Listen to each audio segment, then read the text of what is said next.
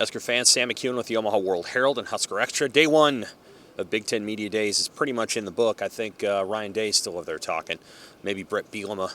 It's about 4 o'clock in the afternoon, Eastern Standard Time from Lucas Oil Stadium here in Indianapolis. Sam McKewon with you. And, well, interesting first day. Nebraska's not here. They'll be here tomorrow. Trev Alberts, Matt Rule, and 3 Husker players.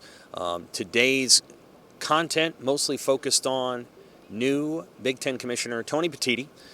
In his first, what you would call public appearance. He's had a couple of press conferences and interviews, but today was sort of his public appearance. A brisk opening statement, very unlike Kevin Warren, who was very long-winded.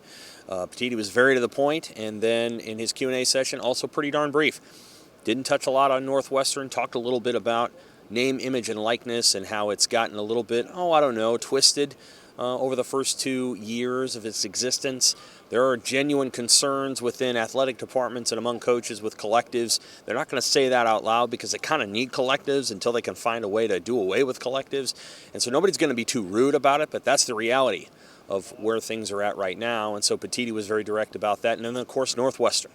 The interim head coach, David Braun, I emphasize interim there. I don't know that Braun today did a lot for the Northwestern brand. He did the best he could up there. He's clearly a defensive coordinator, so he had a very long opening statement, about 10 minutes. Didn't have a lot of details in that moment with the Q&A session. I don't know that a ton got accomplished with his 45 minutes over at the podium either. I don't think there were a ton of details left there. Northwestern AD Derek Gregg did an interview with Big Ten Network up in the press box. Not down here on the field. Didn't talk to anybody else down here on the field that I'm aware of because he was doing the press conference up there away from everybody. He deferred often to legal complexities and not being able to explain things because of ongoing lawsuits.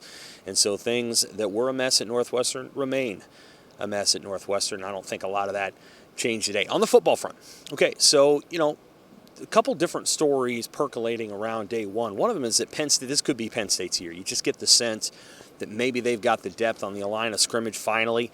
Feel like they're better in the offensive line. Maybe they've got enough depth on the defensive backfield as well that they can really compete for the Big Ten title. Remember, they won that back in 2016, but it was fluky. They got blown out by Michigan, and then they beat Ohio State on a full crowd night, and they blocked a field goal and returned it for a touchdown and all that other stuff. That was kind of a fluky Big Ten crown.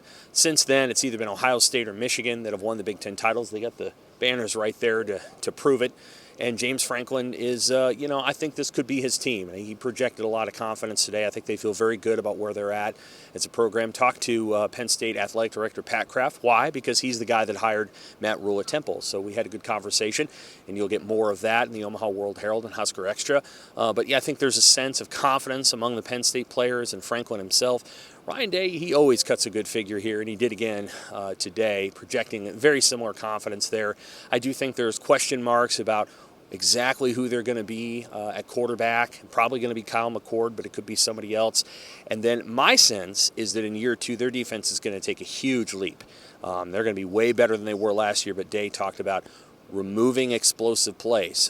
They run sort of a 4-2-5 aggressive defense. It's going to create a lot of havoc, but also create some gaps at times, and so it creates some moments that they have to try to overcome. So those were probably the 2 main stories today. Obviously, Brett Bielema feels really good about his team. He added Jim Leonard to his staff as a consultant, as an analyst, essentially. They've got a good staff, and I think Bielema always feels like he's right in the right position. He feels pretty good about his team. That'll be another one to watch. Okay, tomorrow, obviously, Nebraska, Matt Rule will be part of the conversation. Jim Harbaugh will be here. He's probably going to be suspended for 4 games, but he'll show up. Will he be defiant? Will he be flabbergasted? Will he be confused? He's usually all 3 at some point during the course of his conversations with the media, so that'll probably happen tomorrow. And then we'll get the 2 other new coaches. Luke Fickell and Ryan Walters will be here. The grand man, the dean of Big Ten coaches, Kirk Ferentz, talked today, and he's Kirk. I mean, he talks more about 1998 and 1982 and 2000 than he talks about his current team. But they think their offensive line is going to be better again. It hasn't been for a while, but they are confident this time that it's going to be better. So some things don't change in the Big Ten media, and some things do. I think tomorrow we'll see that Matt Rule is quite a change for Nebraska football. Okay, for Omaha World-Herald and Husker Extra, I'm Sam McKewon. Thanks, Husker fans.